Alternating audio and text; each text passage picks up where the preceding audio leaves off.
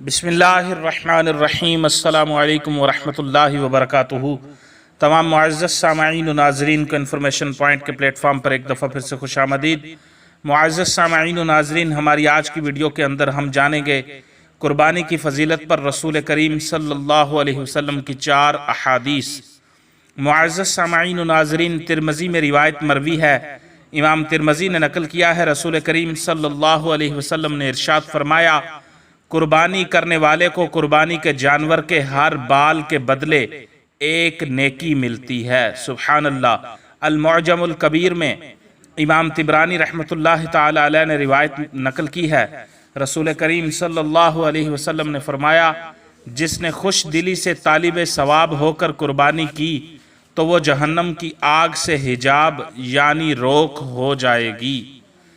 معزز سامعین و ناظرین، السنن الکبریٰ میں روایت مروی ہے، امام بہقی کی یہ کتاب ہے، رسول اللہ صلی اللہ علیہ وسلم نے ارشاد فرمایا، اے فاطمہ، اپنی قربانی کے پاس موجود رہو، کیونکہ اس کے خون کا پہلا قطرہ گرے گا تمہارے سارے گناہ معاف کر دیے جائیں گے۔ انہوں نے ابن ماجہ میں روایت مروی ہے، رسول اللہ صلی اللہ علیہ وسلم نے ارشاد فرمایا، جس شخص میں قربانی کی وسعت ہو پھر بھی وہ قربانی نہ کرے تو وہ ہماری عید گاہ کے قریب نہ آئے۔